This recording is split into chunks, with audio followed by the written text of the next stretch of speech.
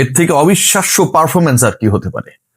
যারা আজকে সকালবেলা আর্জেন্টিনাকে সাপোর্ট করে না, অন্য কোনো একটা দলকে সাপোর্ট করতেই পারে, কিন্তু সেই সাত সকালে ঘুম ভেঙে উঠেছিলেন আরো একটা হয়তো কেপ ভার্দে স্পেন টাইপের ম্যাচ দেখার জন্য। আরো একবার আর্জেন্টিনা গোল পেলেও লিওনেল মেসি সেই গোলটা করবেন পেনাল্টি থেকে, সেটা দেখার জন্য কি হৃদয় বিদারক 2 ঘন্টা তাদের কেটেছে। সকাল 7টা থেকে 9টা ইনজুরি টাইম পর্যন্ত দে অল ওয়ার ওয়েটিং যে আর্জেন্টিনা শেষ পর্যন্ত এই ম্যাচটায় 3-0 গোলে এগিয়ে থাকার পরেও কোনোভাবে হাঁসফাঁস করে কিনা, কোনোভাবে অবিশ্বাস্য অলৌকিক ভাবে আলজেরিয়া কামব্যাক করে কিনা। যেই ম্যাচ লিওনেল মেসির, সেই ম্যাচ ছিনিয়ে নেওয়ার শক্তি পৃথিবীর কারণে। যেই লিওনেল মেসি যেখান থেকে বিশ্বকাপ শেষ করেছিলেন গেলবার চ্যাম্পিয়ন হয়ে, যেখান থেকে ফ্রান্সকে হারিয়ে ওই ম্যাচে হ্যাটট্রিক না পাবার আক্ষেপ নিয়ে শেষ করেছিলেন, এখন থেকে 4 বছর আগে কাতারের লুসাইল স্টেডিয়ামে সেই লিওনেল মেসি যেন সেই লুসাইলকে, সেই কাতারকে, সেই অর্জনকে, সেই ম্যাচের হাইলাইটসকে ফিরিয়ে আনলেন কানসাস সিটি স্টেডিয়ামে। হ্যাটট্রিক করেছেন, আর্জেন্টিনা 3 গোল দিয়েছে, 3টাই লিওনেল মেসির। এতটা আলো ছড়িয়েছে যে অন্য কোন ফুটবলার, অন্য কোন স্ট্রাইকার নাম্বার 9 নিয়ে যে এত আলোচনা হচ্ছে যে আলভারেজ নাকি মার্টিনেজ, সেগুলোর যেন কোনো ছাপ ছিল না। একটা ম্যাচে একজন ফুটবলার ভার্সেস প্রতিপক্ষের 11 জন। জিনাদিন জিদান তার ছেলেকে ইন্সপায়ার করার জন্য যখন গ্যালারিতে দাঁড়িয়ে তার ফ্যাকাশে মুখ দেখে বোঝা যায় যে লিওনেল মেসির পারফরমেন্সটা আসলে কতটা আলো ছড়িয়েছিল। লিওনেল মেসির পারফরমেন্স যখন আলো ছড়ায় ঠিক তখন রেকর্ড হয়, রেকর্ডের পাতা নতুন করে লিখা হয়। আর্জেন্টিনা লিওনেল মেসি যেন এবারের বিশ্বকাপ খেলতে নেমেছে সেই অধরা রেকর্ডগুলোকে ধরার জন্য। বিশ্বকাপ 6ষ্ঠবারের মতো খেলতে নামা এলএম10 কখনোই এর আগে হ্যাটট্রিকের দেখা পান নাই, আজকে সেই কাজটাই করলেন। যেই মিশন শুরু হয়েছিল ম্যাচের 17তম মিনিটে, সেটা গিয়ে ফিনিশিং টাচ পেল 76 মিনিটে। 17 মিনিটে শুরু, 60 মিনিটে দ্বিতীয় গোল, 76 মিনিটে গিয়ে যেই গোলটা করলেন ডিবক্সের বাইরে থেকে, যে শট আটকানোর ক্ষমতা পৃথিবীর কোনো গোলরক্ষক রাখে না, লিওনেল মেসির হ্যাটট্রিকটা পূরণ হয়ে যায় তখনই। লিওনেল মেসির এই হ্যাটট্রিক লিওনেল মেসিকে বিশ্বকাপে কখনো হ্যাটট্রিক না করার যেই আক্ষেপ, এত অর্জন, এত আক্ষেপের জায়গায় যে ছোট ছোট ব্যাপারগুলো ছিল, সেই ব্যাপারগুলোকে যেন পূরণ করার জন্য ওই 76 মিনিটের গোলটা অপেক্ষায় ছিল। লিওনেল মেসির হ্যাটট্রিক বিশ্বকাপে, এবং সেটার সাথে সাথে বিশ্বকাপ ইতিহাসে সর্বোচ্চ গোলদাতা যৌথভাবে হয়ে গেলেন মিরোস্লাভ ক্লোসার সাথে লিওনেল মেসি শুরু করেছিলেন 13তে, 14, 15, 16 আলজেরিয়ার বিপক্ষে এক ম্যাচে 3 গোল দিয়ে তার বিশ্বকাপের গোল সংখ্যা দাঁড়ালো 16। কিলিয়ান এমবাপ্পে এর আগে ম্যাচে সেনেগালের বিপক্ষে ডাবল করেছিলেন। লিওনেল মেসি যেহেতু Mbappe runners up, Lionel Messi champion, তার থেকে তো একটা হলেও বেশি গোল করা উচিত, সেই কাজটাই যেন করলেন।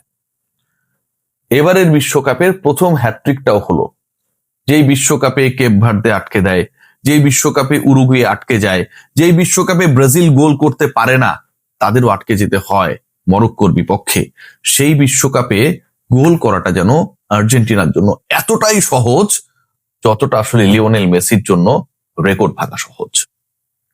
আজকের এই ম্যাচের সবচেয়ে বড় প্রাপ্তির জায়গা, যে স্টার্টিংটার জন্য লিওনেল স্ক্যালোনি ওয়েট করছিলেন, সেই অপূর্ব অপার্থিব সুন্দর স্টার্টিংটাই যেন একজন ফুটবলার আর্জেন্টিনার কোটি কোটি ফুটবল সমর্থকদের তার বাঁ পায়ের জাদুতে এনে দিয়েছেন। হ্যাটট্রিক করেছেন, প্রথম হ্যাটট্রিক বিশ্বকাপে করেছেন, সর্বোচ্চ গোলদাতা হয়ে গেছেন প্রথম ম্যাচেই। আর মাত্র একটা গোল করলেই লিওনেল মেসি এককভাবে বিশ্বকাপ ফুটবলের ইতিহাসে সর্বোচ্চ গোলদাতা হয়ে যাবেন, সেই জায়গাটাও নিশ্চিত করে ফেলেছেন। অথচ ম্যাচটা শুরুটা কেমন ছিল? শুরুটা ছিল আক্ষেপে ভরা। শুরুতে মনে হচ্ছিল যে বুক করে দুরু 5 মিনিটে আর্জেন্টিনার এগিয়ে যাওয়া, ওই গোলটাও লিওনেল মেসিই করেছিলেন। অফসাইডের ফাঁকে শেষ পর্যন্ত সেই গোল বাতিল হয়ে যায়। 3 মিনিটের মধ্যে আলজেরিয়ার গোল। চীনের রক্ষণ হয়ে দেয়াল হয়ে দাঁড়ানো এমি মার্টিনেজকে ফাঁকি দিয়ে বল চালে জড়ালো। যখন আলজেরিয়া 1 আর্জেন্টিনা 0, কিছুক্ষণের জন্য টেলিভিশন স্ক্রিনে স্কোর কার্ডটা ঠিক এরকম দেখাচ্ছিল, রেফারি জানিয়ে দিলেন দ্যাট ওয়াজ অ্যান অফসাইড। এবং এই যে অফসাইড, প্রথম 8 মিনিটের মধ্যে, প্রথম 10 মিনিটের মধ্যে 2টা গোল বাতিল হয়ে গেল অফসাইডের কারণে। তারপর থেকেই যেন লিওনেল মেসি তাতিয়ে উঠলেন, হ্যাটট্রিক করলেন। সেই হ্যাটট্রিকের মধ্যে, এই 3টা গোলের মধ্যে কোনো পেনাল্টি নেই। এমন কোনো গোল তিনি করেন নাই যেখানটায় হচ্ছে সেট পিস থেকে বা ডেড বল থেকে তাকে গোল করতে হয়েছে। যেভাবে লিওনেল মেসি 17তম মিনিটে গোলটা করলেন, ওই গোলটা তাকেই মানায়। এবং ওই গোলে যেই পাওয়ার তিনি অ্যাপ্লাই করেছেন, যেভাবে অ্যাপ্লাই করেছেন, ডি বক্সের বাইরে থেকে সামনে একজন ডিফেন্ডার, তার ঠিক সেম লাইনে গোলকিপার ওয়েট করছে, জিদানের পুত্র জুনিয়র জিদান বলকে টাচও করলেন, but the power was excessive. শেষ পর্যন্ত সেই পাওয়ারফুল বলকে, মেসির সেই শটকে আটকানোর ক্ষমতা ছিল না জিদান পুত্রের।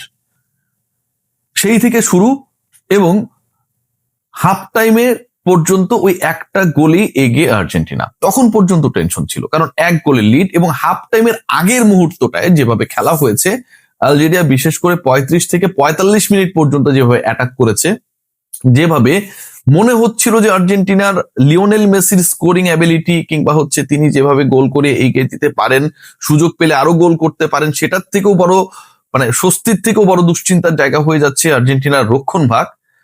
বিপরীত ঘটনাটা ঘটেছে ঠিক ব্রেকের পর থেকে।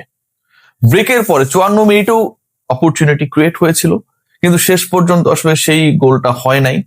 বল একদমই, মানে থাকে না যে একসময় বাংলাদেশি ফুটবলাররা বল যখন মারতেন, মানে গোল পোস্ট একদিকে, বল চলে যেত আরেকদিকে, ঠিক ওই স্টাইলই আমরা আসলে কিছু শট দেখেছি।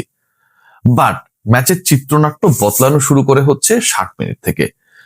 যেই বলটা হচ্ছে কিপারের আটকানোর কথা ছিল, শেষ পর্যন্ত গ্রিপ করতে না পারার কারণে ওই বল ব্যাক করে চলে আসলো লিওনেল মেসির পায়ে। এন্ড মেসির পায়ে যখন বল চলে এসেছে, just 1-to-1 chance, no mistake, and the goal. ওই গোলের মাধ্যমে লিওনেল মেসি রোনালদোকে ধরে ফেললেন বিশ্বকাপের সর্বোচ্চ গোলদাতার যে হিসাব নিকাশ, সেখানটায় মেসির গোল সংখ্যা হয়ে গেল 15, সামনে শুধু মিরোস্লাভ ক্লোজা।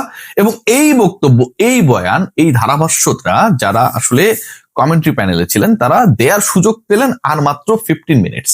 76তম মিনিটে এসে ক্লোজাকে ধরে ফেললেন লিওনেল মেসি। আজকের এই ম্যাচটাকে যদি আপনি বিশ্লেষণ করেন, একদিকে মেসি আর একদিকে আলজেরিয়া।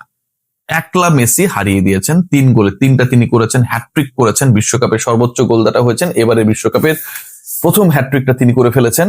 অসংখ্য রেকর্ডের নামের পাশে রেকর্ডের বরপুত্র লিওনেল মেসি তার নামটাকে খোদাই করে রেখেছেন আজকের এই ম্যাচে। তবে তারপরেও আর্জেন্টিনার রক্ষণ নিয়ে যথেষ্ট পরিমাণ আমার কাছে মনে হয় দুশ্চিন্তার জায়গা রয়েছে।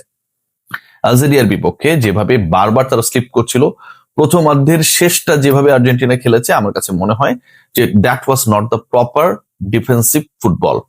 মানে ওই ডিফেন্স লাইনে আসলে যে ফুটবলটা খেলা দরকার ছিল, সেই ডিফেন্সিভ ফুটবলটা তারা খেলতে পারে নাই।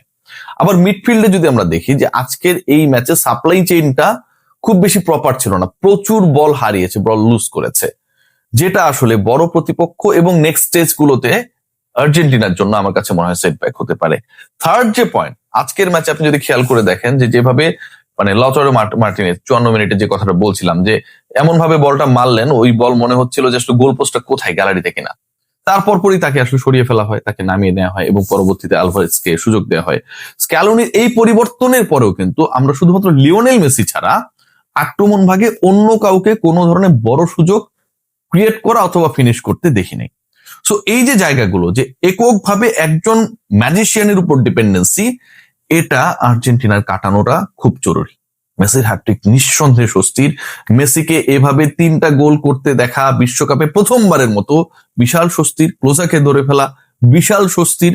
রেকর্ড বুকে লিওনেল মেসি তার নামটা নতুন করে লিখালেন, বিশাল স্বস্তির। আর্জেন্টিনা 3-0 আলজেরিয়াকে হারিয়ে বিশ্বকাপ ক্যাম্পেইন শুরু করলো, বিশাল স্বস্তির। কিন্তু অন্য যারা, তারা যে একদমই কোনো সুযোগ ক্রিয়েট করতে পারলো না আর্জেন্টিনার অ্যাটাকিং লাইন আপের, এটা কিন্তু একটা বড় অস্বস্তির কারণ। সবাই ভালো থাকবেন।